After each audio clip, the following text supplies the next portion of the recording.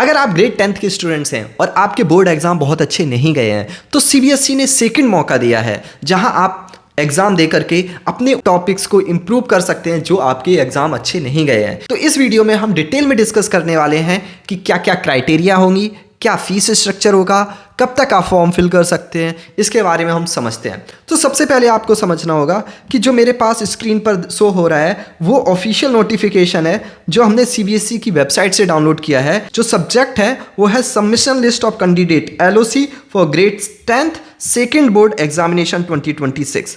तो इस 2026 में स्टूडेंट्स के पास एक अपॉर्चुनिटी होगी जहां वो दोबारा एग्जाम दे सकते हैं। As per recommendation of NEP 2020, CBSE has introduced two board exam policy for notification on 25th June 2025। जो CBSE ने 25 जून को पहले से ही नोटिफिकेशन रिलीज कर दिया था, उसी बात को आगे कंटिन्यू करते हुए कह रहे हैं कि सेकेंड एग्जाम स्टूडेंट्स दे सकते हैं। शेड्यूल क्या है पहले समझना होगा कि LOC सबमिशन फेज फर्स्ट है 18 to 31 मार्च तक कोई भी स्टूडेंट्स फॉर्म फिल कर सकते हैं और इसके लिए जो फीस ऑफ पेमेंट है next day for the date of the declaration of result of for 5 days। जो एग्जाम होंगे ये फ्री ऑफ कॉस्ट नहीं होंगे, इसके लिए आपको सर्टेन अमाउंट ऑफ फीस देनी पड़ेगी। कब तक आपको सबमिट करनी है?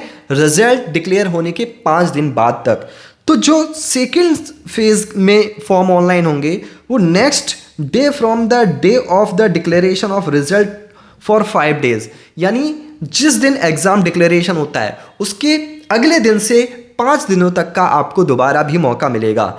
फिर जो फीस कट करने के लिए next day of the declaration of result to for 5 days, यानी आपको उन्हीं 5 दिनों के अंदर अपनी फीस भी सबमिट करानी होगी। अच्छा, LOC submission of third phase within the late fees. अब जो थर्ड फेज है जिसमें लेट फीस के साथ आपको फॉर्म फिल करना पड़ेगा और मेरा रिकमेंडेशन रहेगा आप फेज थर्ड के लिए वेट ना करें क्योंकि इसका लेट फीस का चार्जेस बहुत ज़्यादा है, आगे हम डिस्कस करेंगे। इसलिए आपको क्या मौका मिलेगा? 7th day of from the day of declaration of result from the second day. जो रिजल्ट डिक्लेरेशन के सेकेंड डे के बाद से 7th दिन तक का आपको मौका मिलेगा। उन 7 दिनों में भी आप थर्ड फेज के लिए फॉर्म फिल कर सकते हैं और सेम चीज़ है उसका पेमेंट के लिए भी। लेकिन सबसे पहले हम समझते हैं, अगर कुछ स्टूडेंट्स को जिनको ये श्योरिटी है कि मेरे सारे रिजल्ट अच्छे होंगे तो अभी फॉर्म फिल करने की ज़रूरत नहीं है। लेकिन कुछ स्टूडेंट्स हैं जिनको लग रहा है कि मेरे उतना अच्छा रिजल्ट नहीं आएगा, वो लोग अभी स्कूल में जा कर के अपने प्रिंसिपल से बात कीजिएगा और फॉर्म फिल करा दीजिएगा। लेकिन बेस्ट रिकमेंडेशन ये रहेगा, अभी आप वेट कर सकते हो। जिन स्टूडेंट्स को श्योरिटी नहीं है कि मेरा अच्छा गया है या नहीं गया है, मैं कुछ नहीं कह सकता, वो स्टूडेंट्स अभी वेट कर सकते हैं। जब रिजल्ट डिक्लेयर हो जाए उसके विदिन 5 days में जाकर के आप अपना फॉर्म फिल करा दीजिएगा और पेमेंट भी करा दीजिएगा। समझ में आया या नहीं? अब देखो, अब क्या है, ये प्रिंसिपल के लिए तो प्रिंसिपल खुद ही समझ लेगा, आपको ज़्यादा दिक्कत नहीं है। हम केवल वो बात करते हैं जो स्टूडेंट्स के लिए है। Candidate to appear the second board examination, उसके लिए क्या है, क्या क्या क्राइटेरिया है? सबसे पहले समझते हैं। जो क्राइटेरिया है वो है it is mandatory for all students to be appear the first board examination, कि ऐसा वही दे सकते हैं जो स्टूडेंट्स बोर्ड एग्जाम में पहले अपीयर हुए हैं। All pass and eligible students are allowed to improve their performance in any of the 3 subjects of the science, mathematics, social science and language। यानी जो स्टूडेंट्स अपने इम्प्रूवमेंट के लिए रिजल्ट फिल कर रहे हैं, आपके कितने भी मार्क्स आए हैं इससे फ़र्क नहीं पड़ेगा। लेकिन अगर आप इम्प्रूवमेंट के लिए फॉर्म फिल कर रहे हैं तो आप 3 सब्जेक्ट के फिल कर सकते हैं, साइंस, मैथ्स, सोशल और कोई भी language. If students has not appear in 3 or more subject in first examination, then she and he is not eligible for paper 2 second examination। अगर आपने 3 और उससे ज़्यादा एग्ज़ाम नहीं दिए हैं तो आपको एलिजिबिलिटी नहीं है, आप सेकेंड एग्ज़ाम नहीं दे सकते हैं। For students whose result is the first examination is compartment, such students are allowed to appear in the second examination under the compartment category। तो जो स्टूडेंट्स के वो भी दे सकते हैं जिनके कंपार्टमेंट आया है सब्जेक्ट में, वो भी LOC सेकंड दे सकते हैं। No new names will be added LOC second examination, यानी कोई भी नया नाम ऐड नहीं होगा। यानी जिन स्टूडेंट्स ने बोर्ड एग्जाम दिए हैं उन्हीं स्टूडेंट्स को देने की ज़रूरत होगी और वही दे सकते हैं। Subject change are not allowed from the first examination to second examination except permitted as per policy in case of mathematics. तो केवल किसी भी सब्जेक्ट की चेंज करने की पॉलिसी नहीं है एक्सेप्ट मैथ का। No corrections in the students data from the first examination to second examination is allowed. यानी कोई भी डेटा में चेंज अलाउ नहीं होगा। जैसे कुछ स्टूडेंट्स का नाम जो है वही रहेगा, अगर सही है सही रहेगा, गलत है गलत रहेगा। डेट ऑफ बर्थ जो है वो आपका वही रहेगा, फादर्स या मदर नेम है उनमें कोई भी चेंजेस नहीं होंगे। अब हम बात कर लेते हैं फीस स्ट्रक्चर की।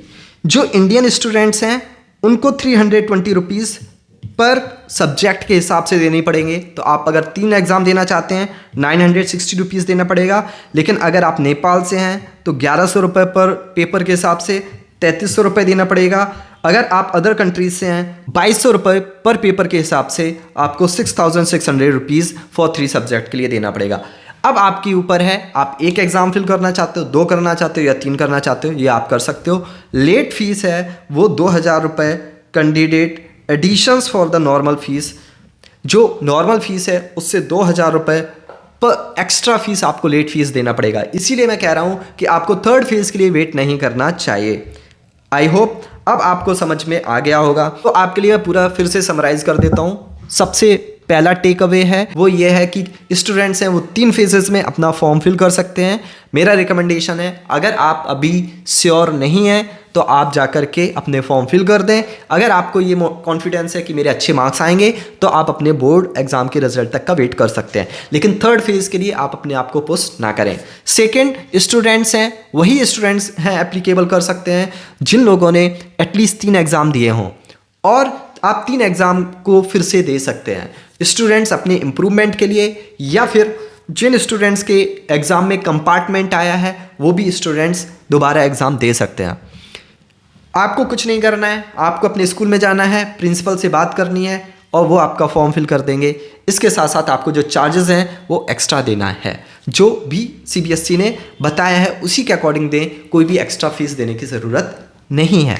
तो आई होप ये वीडियो आपके लिए हेल्पफुल रहा होगा। हो सकता है ये वीडियो आपने पहले से देख रखा हो, लेकिन मेरा पर्पज़ यहाँ आपको ऑथेंटिक और ऑफिशियल सोर्सेज से इंफॉर्मेशन प्रोवाइड कराना है, ना कि रस में और विदाउट पूरे इन्फॉर्मेशन को जाने हुए वीडियो बना देना, उसके बाद मुझे वीडियो डिलीट करना पड़े। तो मैं कभी भी मिस इन्फॉर्मेशन को शेयर नहीं करता। एज ए रिस्पॉन्सिबल टीचर ये मेरी जिम्मेदारी है कि मैं उस इन्फॉर्मेशन को, नोटिफिकेशन को पूरा गो थ्रू कर लूँ, समझ लूँ, उसके बाद वीडियो बनाऊँ, ना कि वीडियो बनाने के चक्कर में कुछ भी कह दूँ। आई होप आपके लिए ये वीडियो हेल्पफुल रहा होगा। ऐसे और भी इंफॉर्मेटिव वीडियो के लिए चैनल को सब्सक्राइब करना ना भूलें। Thanks for joining, have a great day, bye.